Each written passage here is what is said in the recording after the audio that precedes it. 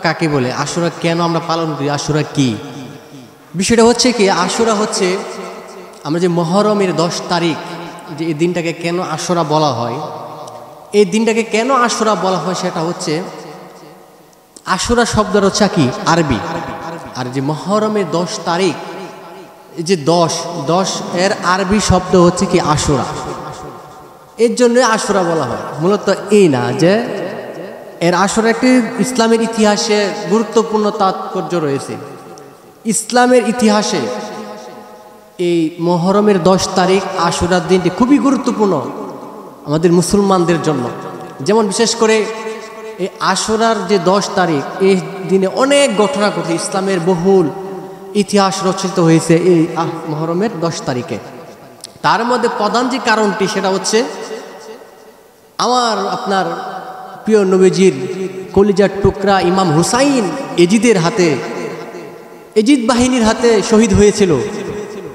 তখন থেকে আমাদের ইসলাম কিন্তু জিন্দা হয়েছে। তখন থেকে সেই কারবালার ময়দানে মুহররমের 10 তারিখ, যে দিনটাকে আমরা আশুরা দিন হিসেবে জানি, তার অন্যতম কারণ হচ্ছে এই আশুরার দিনে মুহররমের 10 তারিখ আমার আপনার প্রিয় নবীজির কলিজার টুকরা হযরত ইমাম হুসাইন এজিদের হাতে খুন হয়েছে, গর্দান দিয়েছে, শহীদ হয়েছে, এবং কি আহলে বায়াত শহীদ হয়েছে।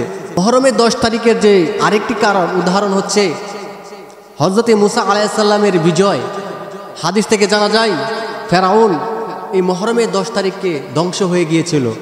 আল্লাহ তাআলা রব্বুল আলামিন ফেরাউনকে ধ্বংস করে দিয়ে হযরত মুসা আলাইহিস সালাম এর বনি ইসরাইলের সকলকে মুক্তি দিয়েছিল এই 10 মুহররম, যে দিনটিকে আমরা আশুরা বলি।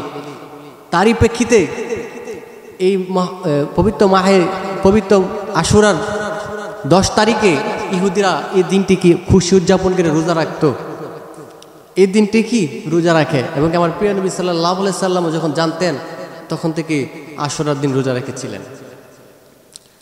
এই পবিত্র আশুরার দিনকে আরও ব্যয়বহুল, আরও আলোচিত এবং ঐতিহাসিক হওয়ার কারণ হচ্ছে পূর্বের যে নবীগণ রাসূলগণ ইসলামকে প্রতিষ্ঠিত করেছে, যেমন হযরত ইব্রাহিম আলাইহিস সালাম, হযরত দাউদ আলাইহিস সালাম, ইউনুস আলাইহিস সালাম। যেমন মাছের পেটে কোন নবী ছিলেন বলেন তো? ইউনুস আলাইহিস সালাম। যেমন উনি মাছের পেটে ছিলেন, মাছের পেট থেকে কিভাবে জীবিত উদ্ধার হয়েছিলেন, কখন হয়েছিলেন, সেটা ছিল 10 মুহররম আশুরার দিন। যেমন ইব্রাহিম আলাইহিস সালামকে আগুনে ফেলে দেওয়া হয়েছিল, এই আগুন থেকে আমার আল্লাহ রাব্বুল আলামিন হযরত ইব্রাহিম আলাইহিস সালামকে মুক্তি দান করেছেন 10 মুহররম। কতক্ষণ ঠিক কিনা? এই 10 মুহররম এই জন্য এতটা গুরুত্বপূর্ণ, এই জন্য এত দামি, এর জন্যই এটাকে 10 মুহররম। শুধু যে কারবালা আমরা জানি, অনেকে আমরা জানি 10 মুহররম শুধু কারবালা, শুধু কারবালার ইতিহাস আমরা 10 মুহররম জানি, শুধু তাই না, 10 মুহররম অনেক নবী রাসূলগণের ইতিহাসের সাথে জড়িত। যেমন 10 মুহররম এই আশুরার দিনটি অনেক নবী রাসূলদের সাথে জড়িত। তো বিশেষ করে আমাদের যারা নবী প্রেমিক আহলে সুন্নাত ওয়াল জামাতের অনুসারী যারা আছি, তারা বিশেষ করে কারবালার ঐতিহাসিক, মর্মান্ত ঐতিহাসিক এই কারবালার যে ঘটনা আছে, এটা আমাদের হৃদয় বিদারক একটি ঘটনা। প্রত্যেকটা মুসলমানদের কলিজায় লাগে এই ঘটনাটা। মুসলমানদের জন্য একটা লজ্জাজনক একটা দিন, যে এই দিনে আমার আপনার প্রিয় নবীজির আদরের টুকরা হযরত ইমাম হুসাইন এবং আহলে বায়াতকে নির্মমভাবে এজিদ বাহিনী কারবালার ময়দানে শহীদ করেছেন। তো আমরা এই কারবালার ইতিহাস থেকে আমরা কি পেয়েছি? আমাদের প্রিয় নবীজির কলিজার টুকরা হযরত ইমাম হুসাইন ইসলামের জন্য নিজের জীবনকে শহীদ করেছেন। আজকাল আমরা শুধু মনে মনে ইসলামকে ভালোবাসি, আমার আপনার নবীকে ভালোবাসি, নবীকে ভালোবেসে, নানাকে ভালোবেসে নাতি নিজের জান কোরবান করে দিয়েছেন। তার উম্মতের কথা চিন্তা করে কিন্তু সেদিন কারবালার ময়দানে নাতি ইমাম হুসাইন রাদিয়াল্লাহু আনহু নিজের জীবনকে কুরবান করে দিয়েছেন।